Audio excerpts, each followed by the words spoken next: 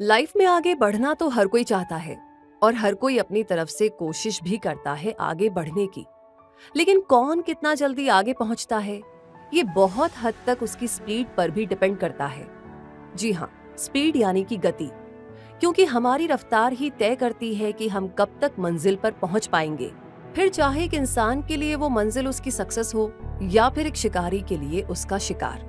और क्योंकि बात रफ्तार की है तो चीते का जिक्र तो होना ही है, क्योंकि यही तो है एक चीते की पहचान। इसकी सुपर फास्ट स्पीड जो इसे दुनिया का फास्टेस्ट लैंड एनिमल बनाती है और एक शानदार शिकारी भी। तो क्या चीता अपनी स्पीड के दम पर ही सरवाइव करता है? कैसी होती है इसकी स्पीड और इस स्पीडी एनिमल की जिंदगी कैसी होती है? क्या ये फैमिली में रहता है? ये क्या खाता है? कैसे शिकार करता है? क्या इसे भी किसी से खतरा होता है? ये कैसे जंगल में रहते हुए अपना बचाव करता है? ऐसा और भी बहुत कुछ है चीते के बारे में जो आपको जरूर जानना चाहिए, और जिसे जानने के बाद आप ये समझ जाएंगे कि जिंदगी चाहे हमारी हो या सुपर फास्ट चीते की, चैलेंजेस और एफर्ट्स तो सबको ही लगाने पड़ते हैं। आखिर ये जिंदगी का दांव जो है। तो फिर चलिए हमारे साथ आज चीते पर बेस्ड इस इंटरेस्टिंग और स्पीड से भरपूर डॉक्यूमेंट्री में एक चीते की जिंदगी को करीब से देखने infinitystream.tv पर। चीता अफ्रीका और एशिया के जंगलों में पाया जाने वाला एक कार्निवरस है, यानी कि मांसाहारी। ये मेनली सदर्न और ईस्टर्न अफ्रीका में रहा करता है, लेकिन ईरान में भी इसके घर हैं। यूं तो इसे खुले घास के मैदानों में रहना बहुत पसंद है, लेकिन इसके बावजूद ये सवाना, श्रुबलैंड और हॉट डेजर्ट्स में रहने के तरीके भी जानता है। लेकिन क्या ये दहाड़ना जानता है? बिल्कुल भी नहीं। लायन, टाइगर, लेपर्ड और जैगवार जैसी बिग कैट्स की तरह चीता दहाड़ नहीं सकता, लेकिन एक डिफरेंट सा साउंड निकालता है जिसे कह सकते हैं पर। इसके वॉइस बॉक्स यानी लैरिंग्स में केवल 1 पीस हायोइड बोन होती है, जबकि लायन और टाइगर जैसी बिग कैट्स के वॉइस बॉक्स में 2 पीस हायोइड बोन होती है, जिसके दम पर वो दहाड़ पाते हैं। इसी मेन डिफरेंस की वजह से चीता को बाकी बिग कैट्स के साथ पैंथेरा जीनस में शामिल नहीं किया गया है, और इसे एक अलग जीनस में रखने का एक और रीजन इसके क्लॉज है, क्योंकि केवल यही है जो बाकी बिग कैट्स की तरह अपने क्लॉज को पूरी तरह रिट्रैक्ट नहीं कर सकता। इसलिए इसे जीनस एसिनोनिक्स में रखा गया है, जिसमें शामिल होने वाली ये अकेली लिविंग कैट स्पीशीज है। इसकी स्पीशीज जुबेटस है और लैटिन में इस वर्ड का मतलब माने होता है। ये नाम चीता के कब्ज के शरीर पर पाए जाने वाली माने यानी घने बालों की वजह से दिया गया है, और इस तरह चीते का साइंटिफिक नेम है एसिनोनिक्स जुबेटस। चीते को इसकी रफ्तार और खूबियों की वजह से अलग अलग सिविलाइजेशंस और कल्चर्स में पावर, स्पीड, अडेप्टेबिलिटी, परसिस्टेंस और फोकस का सिंबल माना गया है। इसे बहुत से आर्टिस्टिक वर्क्स, खासकर पेंटिंग्स में दर्शाया गया है। इंसानों से इसका रिश्ता 32,000 BCE पुराना है। अर्ली इजिप्शियन माइथोलॉजी में गॉडेस माफडेट का जिक्र है, जिनका सिर चीते का था और वो सांप और बिच्छू के काटने से बचाव करती थी। वो अपने फेयर जजमेंट और स्ट्रेंथ के लिए भी प्रसिद्ध थी। चीते का एवोल्यूशन लगभग 7 मिलियन साल पहले हुआ है। हालांकि ये माना जाता है कि चीते का ओरिजिन अफ्रीका कॉन्टिनेंट में हुआ होगा, लेकिन ओल्डेस्ट फॉसिल्स के हिसाब से ये नॉर्थ अमेरिका में ओरिजिनेट हुआ। तो आज से लगभग 10,000 साल पहले लास्ट आइस एज के एंड तक चीते एशिया, अफ्रीका, यूरोप और नॉर्थ अमेरिका में पाए जाते थे। लेकिन उस समय हुए क्लाइमेट चेंज ने मैमल्स की बहुत बड़ी संख्या को गायब कर दिया, इसलिए चीते के इलाके और संख्या भी सिमट गए। चीता वर्ड हिंदी के चीता शब्द से बना है, जिसका मतलब होता है स्पॉटेड वन, क्योंकि चीते की बॉडी पर ब्लैक कलर के धब्बे नजर आते हैं। चीते का शरीर फरों से ढका रहता है, जिसका ऊपरी हिस्सा हल्के भूरे रंग के फरों से ढका होता है, जबकि निचला हिस्सा हल्का और सफेद रंग का होता है। इस पर राउंड या ओवल शेप के ब्लैक स्पॉट्स होते हैं, जो एक चीते की पहचान है, क्योंकि हर एक चीते के स्पॉट्स अलग होते हैं और किन्हीं भी 2 चीतों के ब्लैक स्पॉट्स सेम नहीं हो सकते, बिल्कुल जैसे हम इंसानों के फिंगरप्रिंट्स सेम नहीं हो सकते। तो ये ब्लैक कलर के स्पॉट्स जंगलों में सुरक्षित रहने के लिए, शिकार करने के लिए चीते की बहुत मदद करते हैं, क्योंकि ये कैमोफ्लेज की तरह काम करते हैं। यानी इनकी बदौलत चीते का शरीर आसपास के माहौल में इस कदर मिल जाता है कि दूर से देखने पर पता ही नहीं चलता कि यहाँ कोई चीता छुपा हुआ है। ऐसे में चीते के लिए शिकार करना आसान हो जाता है, और जब ये शिकार कर पाएगा तभी तो जंगलों में सरवाइव कर पाएगा। इसलिए ये छलावरण इसके लिए किसी वरदान से कम नहीं होता। बाकी बिग कैट से अलग इसकी लंबी और स्लेंडर बॉडी होती है जो बहुत ही लाइट वेट होती है। अब तेज दौड़ने के लिए तो शरीर को हल्का ही होना चाहिए, और दौड़ने के लिए पैरों का मजबूत होना भी तो उतना ही जरूरी है। इसलिए इसके लेग्स भी बहुत स्ट्रॉन्ग होते हैं जो कि इसे सुपर फास्ट स्पीड देते हैं। तभी तो ये 3 से 5 सेकंड के अंदर ही 0 से 80 किलोमीटर पर आवर की स्पीड पकड़ लेता है। चीते का हेड स्मॉल होता है और उस पर मौजूद 2 लार्ज आईज इसे मैक्सिमम बाइनोक्यूलर विजन प्रोवाइड कराती है, जिसके खुले मैदानों में भी शिकार का पता लगाना इस शिकारी के लिए आसान हो जाता है। तेज रफ्तार से भागते समय इसकी आंखों को निक्टिटेटिंग मेम्ब्रेन प्रोटेक्शन देती है। इसके फेस को देखने पर अगर कोई चीज सबसे पहले नोटिस में आती है तो वो है इसके ब्लैक टीयर मास्क, जो इसकी आंखों के इनर कॉर्नर से माउथ तक जाते हैं। माना जाता है कि ये मास्क चीते के फेस को सूरज की तपिश से बचाते हैं और उसका ध्यान शिकार पर ज्यादा बेहतर तरीके से केंद्रित करते हैं। इसके फेस पर विस्कर्स भी होते हैं, लेकिन ये लायन जैसी बिग कैट्स की तरह ज्यादा डेवलप्ड नहीं होते। इसलिए ये माना जाता है कि चीता रात में शिकार करने के लिए एक्टिव नहीं होता है। विस्कर्स रात में शिकार करने वाले शिकारियों को आसपास होने वाले मूवमेंट्स और वाइब्रेशंस को डिटेक्ट करने में हेल्प करते हैं, और क्योंकि चीता अक्सर रात में शिकार नहीं करता, इसलिए इसे लॉन्ग और डेवलप्ड विस्कर्स की जरूरत नहीं पड़ती। इसके पंजे नैरो और सेमी रिट्रांसेबल होते हैं, यानी ये लायन और टाइगर जैसी बिग कैट्स की तरह अपने पंजों को पूरी तरह नहीं मोड़ सकता। लेकिन इसके पंजे इसकी स्पीड के लिए एकदम परफेक्ट है, क्योंकि इसके लिए ये ऐसे काम करते हैं जैसे कि एक स्प्रिंटर के शूज में लगे स्पाइक्स करते हैं, जिससे दौड़ते समय इसे स्टेबिलिटी मिलती है। चीते जैसे माहिर स्प्रिंटर को और क्या चाहिए। रफ्तार में इसकी टेल भी साथ देती है, और ये टेल 2 से 2.60 फीट लंबी होती है और चीते की बॉडी लेंथ की लगभग 2/3 होती है। चीते के तेज दौड़ते समय उसके पंजे तो जमीन के बहुत कम कांटेक्ट में आते हैं, तो ऐसे में इसकी टेल स्ट्रेच होकर शार्प टर्न्स पर बैलेंस बनाती है। इस टेल के एंड में 5 से 6 डार्क रिंग्स होती है, और एंड में ये टेल घनी भी होती है। ये डार्क रिंग्स शिकार के समय कैमोफ्लेज का काम करती है, और दूसरे शिकारियों के लिए इन्हें पहचानना काफी मुश्किल भी बना देती है। चीते की बॉडी पर पाए जाने वाले ब्लैक स्पॉट्स की तरह इसकी टेल रिंग्स भी यूनिक होती है। इतना ही नहीं, बच्चों के लिए ये एक स्नगलिंग डिवाइस की तरह भी काम करती है, जो घनी घास में चलते हुए अपनी माँ को फॉलो करने वाले उन बच्चों को डायरेक्शन देती है। तो देखा आपने, चीते की तो टेल भी कितना बड़ा कंट्रीब्यूशन देती है, इसकी स्पीड में भी, बच्चों की देखभाल में भी, और चीते के सर्वाइवल में भी। एक एडल्ट मेल चीते की बॉडी लेंथ 4 से 5 फीट तक होती है, शोल्डर से हाइट 2.2 से 3.1 फीट तक होती है, और इसका वजन सब स्पीशीज के अकॉर्डिंग 21 से 72 किलो तक हो सकता है। चीते में सेक्सुअल डायमॉर्फिज्म पाया जाता है, यानी मेल चीता फीमेल से आकार में थोड़ा बड़ा और वजन में थोड़ा ज्यादा होता है।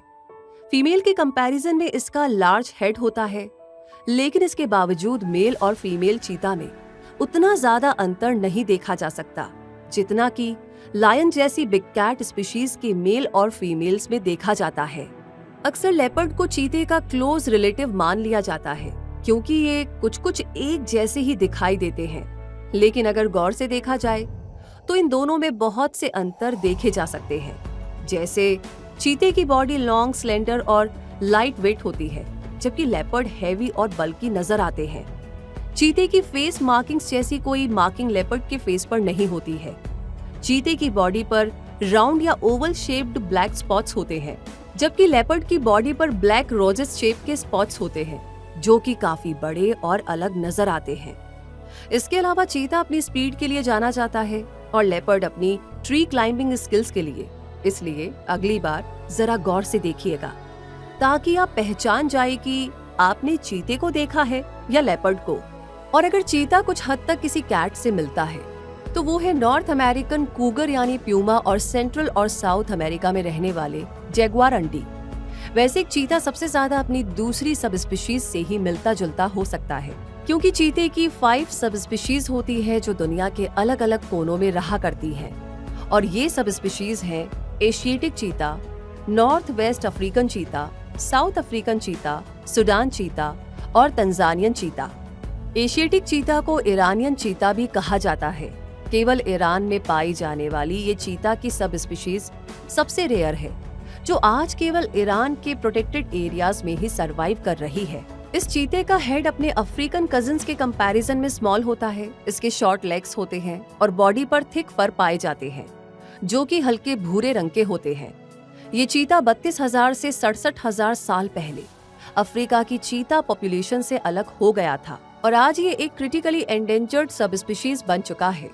अब जानते हैं नॉर्थ वेस्ट अफ्रीकन चीता के बारे में। तो इसे सहारन चीता और सेनेगल चीता भी कहा जाता है। नॉर्थ वेस्ट अफ्रीका के नेटिव इस चीते के शरीर पर मौजूद फर हल्के पीले रंग के होते हैं, जो डेजर्ट में रहने की इनकी मदद करते हैं।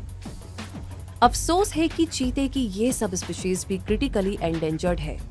अब बारी आती है साउथ अफ्रीकन चीता की, जो कि खतरे से तो बाहर है क्योंकि इसकी पॉपुलेशन बाकी सब स्पीशीज के कंपैरिजन में ज्यादा है। चलो ये अच्छी बात है। इस चीते की सब स्पीशीज को नेमेबियन चीता भी कहा जाता है और ये ट्रांसवाल, नेमेबिया और कलाहारी में पाया जाता है। इसके शरीर पर गोल्डन या ब्राइट येलो कलर के फर पाए जाते हैं और ब्लैक स्पॉट्स भी काफी ज्यादा होते हैं। इस चीते की संख्या तो ज्यादा है, लेकिन ह्यूमन एक्टिविटीज के खतरों से ये भी अछूता नहीं है। इसी तरह सूडान चीता, जिसे सोमाली चीता, सेंट्रल अफ्रीकन चीता और नॉर्थ ईस्ट अफ्रीकन चीता भी कहा जाता है, वो भले ही एंडेंजर्ड नहीं है, लेकिन वल्नरेबल सब स्पीशीज तो बन ही चुका है। सेंट्रल और नॉर्थ ईस्ट अफ्रीका के सवाना, घास के मैदान और सूखे इलाकों में रहने वाले इस चीते की बॉडी पर थिक फर पाए जाते हैं और इसकी संख्या सूडान में तेजी से कम होती जा रही है। तभी तो ये वल्नरेबल बन गए हैं। और चीते की 5वीं सब स्पीशीज है तंजानियन चीता, जो केनियन चीता और ईस्ट अफ्रीकन चीता के नाम से भी जाना जाता है। ये ईस्ट अफ्रीका का नेटिव है और तंजानिया, युगांडा, सोमालिया और केनिया के सवाना और ग्रासलैंड्स में रहता है। चीते की लार्जेस्ट सब स्पीशीज यही है। इसके शरीर पर पीले या भूरे फर होते हैं। साउथ अफ्रीकन चीता के बाद ये चीते की सेकंड लार्जेस्ट पॉपुलेशन है, जो कि एक अच्छी बात है, लेकिन इसके बावजूद ये वल्नरेबल है। इसका मतलब चीते की कोई भी सब स्पीशीज सेफ नहीं है।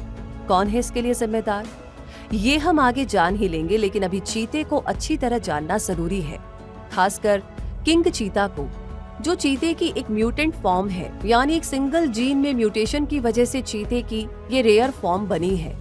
पहले से एक अलग स्पीशीज या चीते की एक अलग सब स्पीशीज माना जाता था, लेकिन अब ये क्लियर है कि ये किंग चीता कोई अलग स्पीशीज या सब स्पीशीज नहीं है, बल्कि साउथ अफ्रीका में रहने वाले चीते की एक म्यूटेंट फॉर्म है, जिसकी बॉडी पर नॉर्मल चीते की तरह स्मॉल ब्लैक डॉट्स नहीं होते हैं, बल्कि लार्ज और इररेगुलर स्पॉट्स होते हैं।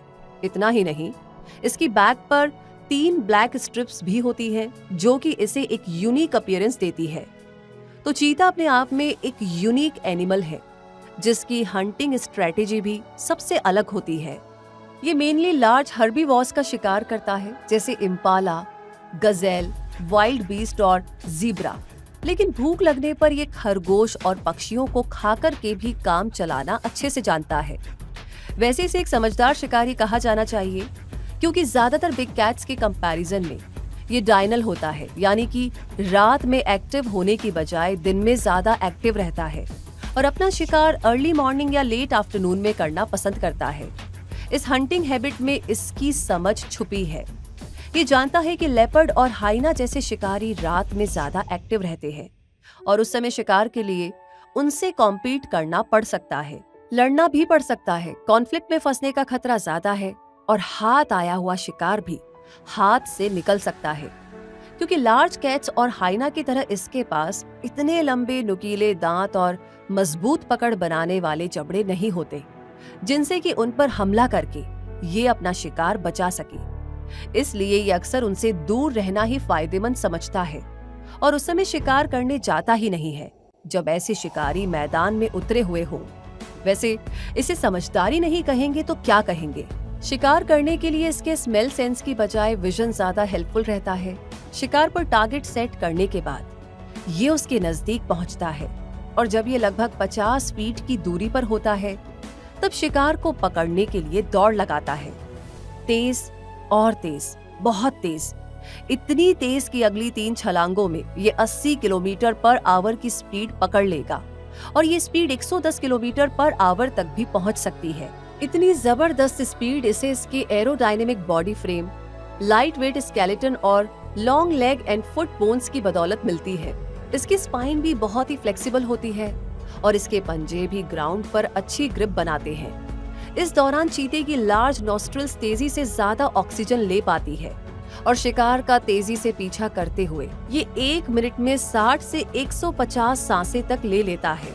इसका हार्ट बहुत ही बड़ा होता है, लीवर और लंग्स भी बड़े होते हैं जो कि हाई स्पीड के लिए जरूरी हैं। यानी इसकी बॉडी शिकार करने के लिए पूरा सपोर्ट देती है।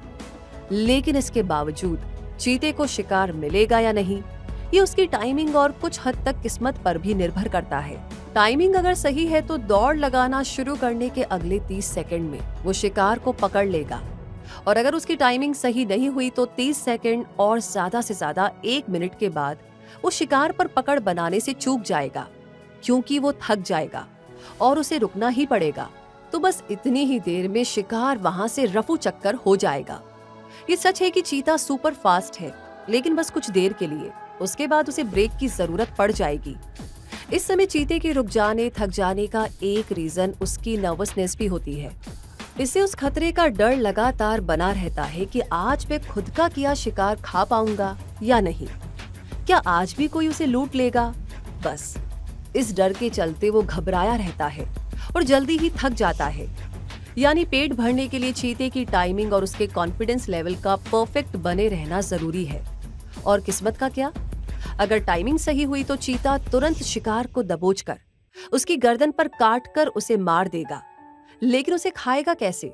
दौड़ने की वजह से वो एग्जॉस्ट हो जाता है, लगातार डर भी सताता रहता है। तो ऐसे में शिकार को तुरंत खाने की बजाय उसे रिलैक्स करना पड़ता है, उसके बाद ही वो खा सकता है।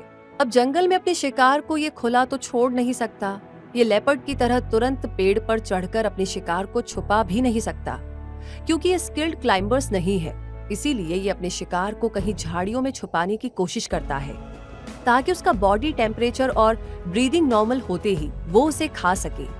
अगर उसकी किस्मत अच्छी होती है तो वो अपना खाना खा पाता है, लेकिन हर बार ऐसा नहीं होता।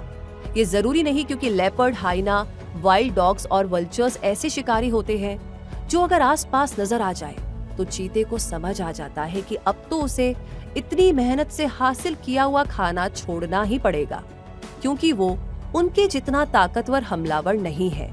तो ऐसे में वो कदम पीछे ले लेता है और भूखा ही वहां से चला जाता है और दूसरे शिकारी उसकी मेहनत पर दावत उड़ाने में जरा भी नहीं हिचकते। इस तरह चीते के हंटिंग अटेम्प्ट्स में से 50% टाइमिंग की वजह से फेल हो जाते हैं और किस्मत साथ ना दे तो हाथ आए हुए शिकार को खा पाने के चांसेस भी केवल 50% ही रह जाते हैं।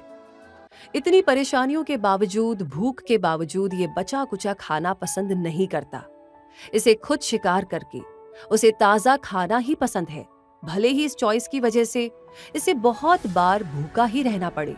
ये रह लेता है, ये और कर भी क्या सकता है क्योंकि एक एडल्ट चीता 2 से 5 दिन में शिकार करता है और उसे हर दिन लगभग 3 किलो मीट की जरूरत पड़ती है, जिसे ध्यान में रखते हुए ही ये सही शिकार को पकड़ने की कोशिश करता है। जबकि एक चीता मदर को हर दिन शिकार का दावा खेलना होता है क्योंकि उसे अपने साथ बच्चों का पेट भी भरना होता है। तो इन्हें अपने खाने से अच्छी मात्रा में मॉइस्चर मिल जाता है, इसलिए जल्दी जल्दी रोज पानी पीने की जरूरत इन्हें नहीं पड़ती। शिकार को लेकर चीते की परेशानी देखकर ये ख्याल आता है कि अकेले शिकार क्यों करता है, लायन की तरह झुंड में क्यों नहीं करता। अगर ये ऐसा करे तो इसकी ताकत बढ़ सकती है और शिकार मिलने की पॉसिबिलिटीज भी बढ़ सकती है। लेकिन चीते का ना सोशल स्ट्रक्चर लायन से अलग है। चीते अक्सर अकेले रहना पसंद करते हैं। फीमेल चीता अपने बच्चों को बड़ा करने तक ही उनके साथ रहती है, बाकी समय ये अकेले रहना और अकेले शिकार करना ही पसंद करती है। हाँ, लेकिन चीते के सोशल स्ट्रक्चर में एक यूनिक फीचर भी होता है, सिबलिंग ग्रुप, जिसे कॉलिशन कहते हैं। ये चीते के बड़े हो रहे बच्चों का एक ग्रुप होता है जिसमें कुछ टाइम तक सारे भाई बहन साथ रहते हैं और इस ग्रुप में 2 से 5 चीते हो सकते हैं। सेक्सुअल मैच्योरिटी आने के बाद बहनें ग्रुप से अलग होकर अकेले रहना शुरू कर देती हैं, या फिर केवल बहनों का एक ग्रुप बना लेती है जिसे सिस्टरहुड कहा जाता है।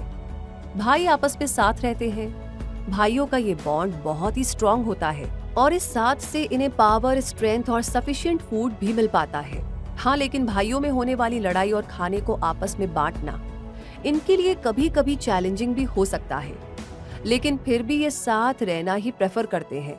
हर मेल चीता या फीमेल चीता ग्रुप बना कर के ही रहते हैं, ये जरूरी नहीं, लेकिन जो चीते ऐसा करते हैं उनका बॉन्ड बहुत ही स्ट्रॉन्ग होता है। मेल सिबलिंग्स के ग्रुप में से अगर एक साथी कहीं चला जाए या गुम हो जाए तो ये उसे ढूंढने में कोई कसर नहीं छोड़ते। ये उसे आवाज लगाते रहते हैं जब तक कि उसकी आवाज सुनाई ना दे जाए और वो इन्हें मिल न जाए। ये मिलकर के अपनी लार्ज टेरिटरी बनाते हैं जिसे यूरिन से मार्क करते हैं और इस पर किसी दूसरे मेल की टेरिटरी को बर्दाश्त नहीं करते। हालांकि फीमेल चीता से ओवरलैप होती हुई टेरिटरी इन्हें मंजूर होती है, क्योंकि मेटिंग टाइम पर इन्हें फीमेल चीता से इंटरैक्ट करने का मौका मिल जाता है। चीते में कम्युनिकेट करने के कई सारे तरीके होते हैं, जैसे म्याऊ, पर, बाग, ग्रोल, हिस और चर्प जैसे साउंड्स और सेंट कॉल जैसे सिग्नल्स। एक मेल और फीमेल चीता केवल मेटिंग टाइम पर ही मिला करते हैं। इस टाइम एक फीमेल चीता जो मेटिंग के लिए तैयार हो वो चर्प साउंड निकाल करके मैट को अट्रैक्ट करती है और इस साउंड के जरिए चीते एक दूसरे को पहचानते भी हैं। फीमेल चीता पेड़ों, झाड़ियों और चट्टानों पर यूरिन के जरिए अपनी सेंट कॉल भेजती है और उसके जरिए मेल को अपने रिप्रोडक्टिव स्टेटस के बारे में बताती है। इस पर मेल चीता येल्प साउंड निकाल करके रिस्पॉन्ड करता है और इनकी मेटिंग होती है। चीते 18 से 23 महीने के होने पर सेक्सुअली मैच्योर होते हैं और इनमें ब्रीडिंग साल में कभी भी हो सकती है। ये पॉलीगैमस होते हैं, यानी मेल और फीमेल चीता के बहुत सारे मेटिंग पार्टनर्स होते हैं। मेटिंग के बाद मेल चीता अपना अलग रास्ता बना लेता है और पेरेंटिंग में उसका कोई भी कंट्रीब्यूशन नहीं होता। फीमेल चीता अकेले अपने बच्चों को पालती है। उसका गेस्टेशन पीरियड 90 से 95 दिन का होता है और वो एक बार में 3 से 5 बच्चों को जन्म देती है। इन बच्चों की संख्या 1 से 8 तक भी हो सकती है। बच्चों को सुरक्षित रखने के लिए ये एक मांद बनाती है और उसी में रहते हुए अपने बच्चों को जन्म देती है। ये मांद लंबी घास, झाड़ियों या चट्टानों में बना हुआ एक सुरक्षित और छुपा हुआ स्थान होती है। जन्म के समय पर एक कब ब्लाइंड होता है और उसका वजन 150 से 400 ग्राम तक होता है। ये न्यूबॉर्न कब्स 4 से 11 दिनों के होने पर पहली बार अपनी आंखें खोलते हैं। शुरुआती समय में पोषण और सुरक्षा के लिए ये पूरी तरह से अपनी मां पर निर्भर रहते हैं। जन्म के समय इनकी बैक पर घने फर होते हैं जिसे मैंटल कोट कहा जाता है। ये सराउंडिंग्स में ब्लेंड होने में इनकी मदद करते हैं। ये मेंटल कोट हनी बेजर जैसा दिखाई देता है, जो कि बहुत ही ज्यादा अग्रेसिव एनिमल है और उससे हर कोई दूर रहना चाहता है। लायन भी इनसे कॉन्फ्लिक्ट करना पसंद नहीं करते, इसलिए दूर से देखने पर जब चीते के बच्चे हनी बेजर जैसे दिखाई देते हैं तो शिकारियों के लिए ये दूर रहने की वार्निंग होती है और न्यू बॉर्न किड्स सुरक्षित बने रहते हैं। ये मेंटल बारिश और धूप में बच्चों का बॉडी टेम्परेचर रेगुलेट करने में भी हेल्प करता है और बच्चों के बड़े होने के साथ ये कोट धीरे धीरे गायब हो जाता है। अपने बच्चों को सुरक्षित रखने के लिए माँ उन्हें मांद में या घनी हरियाली के बीच छुपाए रखती है। उन्हें बचाने की कोशिश में उनकी माँ रहने की जगह जल्दी जल्दी बदलती भी रहती है, ताकि अगर किसी शिकारी की नजर इन पर पड़ भी गई हो तो उसे कुछ हाथ ना लग पाए। इसके बावजूद चीते के बहुत ही कम बच्चे एडल्ट होने तक सरवाइव कर पाते हैं, क्योंकि इनके पीछे तो लायन के अलावा लेपर्ड और हाइना जैसे कई शिकारी होते हैं। इन चुनौतियों को पार करते हुए जो बच्चे सरवाइव कर जाते हैं वो 3 महीने के होने पर माँ का लाया सॉलिड फूड खाना शुरू कर देते हैं और 6 से 8 महीने के होने पर इनका माँ के साथ शिकार पर जाना भी शुरू हो जाता है। माँ इन्हें बचाव करने के अलावा सर्वाइवल के गुर भी सिखाती है। माँ जिंदा शिकार को इनके सामने लाकर इन्हें शिकार करने का प्रैक्टिकल करके दिखाती है। आपस में खेलते कूदते शैतानियां करते हुए ये क्यूट दिखने वाले बच्चे स्टॉकिंग, चेजिंग और हंटिंग जैसी सभी जरूरी स्किल्स सीखते जाते हैं और 1.5 से 2 साल के होते होते इंडिपेंडेंट हो जाते हैं। इसलिए इस उम्र में ये अपनी माँ से अलग हो जाते हैं। या फिर माँ खुद इन्हें छोड़ देती है ताकि वो उस पर निर्भर रहने के बजाय खुद अपने पैरों पर खड़े हो सके। इस टाइम ये बच्चे सिबलिंग ग्रुप बनाते हैं और साथ रहते हुए आगे बढ़ते हैं। इस तरह हर बच्चा अपनी जिंदगी में आगे बढ़ जाता है अपनी माँ की सीख के साथ, और 14 साल की उम्र तक जंगल में रहते हुए अपने नए अनुभव बनाता है, नई जनरेशन्स को दुनिया में लाता है और उन्हें भी वही सीख देता है जो कि उसे मिली थी, सर्वाइवल की सीख। एक चीते को जंगल में रहते हुए लायन, लेपर्ड, हाइना जैसे कई दुश्मनों से बचकर जीना होता है और इसके लिए वो तैयार भी होता है। लेकिन इंसानी खतरे को शायद ये भांप नहीं पाता, ये समझ ही नहीं पाता कि अपनी जरूरतों को पूरा करने के लिए हम इंसान इसके नेचुरल हैबिटेट्स को हथियाते जा रहे हैं और इस वजह से इसके पास रहने की जगह ही नहीं बची है। इसके शिकार कहे जाने वाले जानवरों को इलीगल मार्केट में बेचने के लिए उनका इतना शिकार किया गया है कि चीते के पास खाने की भी कमी हो गई है। क्लाइमेट चेंज के जो नुकसान ये चीते उठा रहे हैं उसमें भी तो बहुत बड़ा हाथ हम इंसानों का ही है। यानी हमारी वजह से आज चीतों के पास ना घर बचे हैं और ना ही खाना पानी। इंसानों के साथ होने वाले कॉन्फ्लिक्ट्स भी इनकी जान लेने वाले बन जाते हैं। तो ऐसे में इनकी संख्या लगातार कम होती जा रही है। इनकी सब स्पीशीज खत्म होने की कगार पर नहीं पहुंचेगी तो और क्या होगा। जब सरवाइव करना इतना ज्यादा चैलेंजिंग हो जाए तो चीते की हर सब स्पीशीज वल्नरेबल और एंडेंजर्ड ही होगी। ये चीते हर्बीवोर्स की पॉपुलेशन को बैलेंस करके इकोसिस्टम में प्रेडेटर और प्रे के बीच के बैलेंस को मेंटेन रखना नहीं भूलते, लेकिन हम भूल गए हैं इनके कंट्रीब्यूशन को। तो अब बारी है गलती सुधारने की, इन्हें बचाने की और संभालने की। इसलिए चीते के कंजर्वेशन के लिए बहुत सारी ऑर्गेनाइजेशंस एक्टिवली काम कर रही है, जैसे cheetah conservation fund, wildlife conservation society, Namibian cheetah conservation group और अफ्रीकन पार्क्स, जो चीते के हैबिटेट को प्रिजर्व करने के लिए प्रयास कर रही हैं। चीते के शिकार को रोकने के लिए अपने एफर्ट्स तेज कर रही हैं और चीते के बारे में अवेयरनेस स्प्रेड करने में भी पीछे नहीं है। इसीलिए तो हर साल 4 दिसंबर को इंटरनेशनल चीता डे मनाया जाता है, ताकि चीते की रफ्तार को जानने वाले उसकी मुश्किलों को भी जाने और उन्हें दूर करने में तेजी से अपना हाथ आगे बढ़ा सके, बिल्कुल इसकी स्पीड की तरह। तो बताइए, आप भी करेंगे ना मदद इस सुपर फास्ट एनिमल की, ताकि ये तेजी से गुम होने से बचा रहे और हमेशा अपनी स्पीड के लिए जाना जा सके। हमें यकीन है कि आप वाइल्ड लाइफ और नेचर लवर होने के नाते अपना साथ जरूर देंगे और ऐसी ही और भी वाइल्ड लाइफ डॉक्यूमेंट्रीज को देखने के लिए आप infinitystream.tv को एक्सप्लोर करते रहिए, क्योंकि यहाँ पर वो सब कुछ है जो आपके और नॉलेज के बीच के गैप को बड़ी आसानी से भर सकता है। धन्यवाद।